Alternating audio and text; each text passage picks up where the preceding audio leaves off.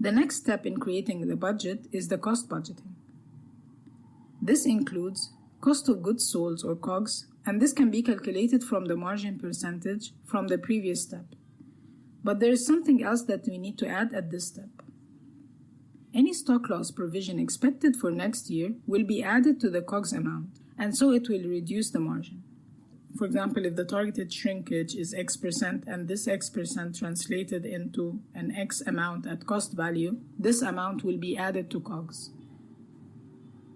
Same applies to stock that's expected to become obsolete due to aging. When you factor all this, you will get a more realistic margin budget and consequently a P&L budget. Other cost lines will include rent, staff costs in the form of salaries, admin expenses, selling and promotion. Now let's see some considerations for each cost line. Following the same incremental approach, any increase expected to happen in expenses this year will be added to last year and the final figures are calculated. For example, if rent is expected to rise by 10% according to the rent agreement, then this 10% will be added to the rent cost from last year and the result will be applied to this year. Selling and promotion will include credit card processing fees as well as shopping bag expenses assigned to the expected sales volume, in addition to any other costs related to selling such as marketing and advertising.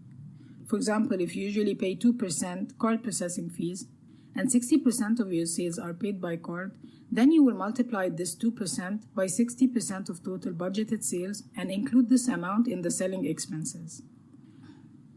Marketing and advertising budgets are also usually set as percentage of budgeted sales, for example 3%. This percentage will be calculated and set as a marketing expense.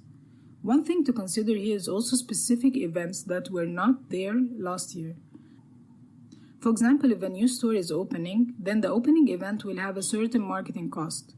This will be added to the budget in addition to the normal percentage assigned to the marketing and advertising.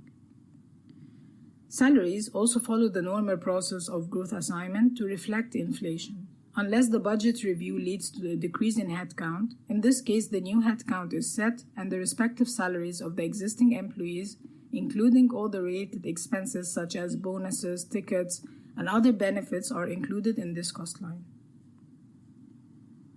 Now that we have our revenue and cost targets, there are 3 things remaining in order for us to get the final P&L budget. In order to budget the depreciation value, we need to know the existing outstanding depreciation from past capital expenditures and how much is assigned for next year. Also, if any new investment in stores or equipment will happen this year and how much depreciation will be assigned for the year. This figure is then noted down by store and will be used in the final P&L budget.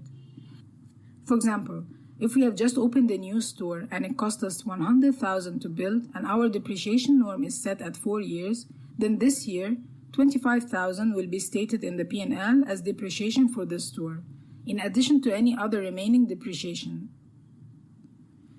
Also, if there is any outstanding debt that attracts interest, the interest amount assigned to the year is included in the P&L budget. Same applies to taxes. The applicable rates are set and included in the budget.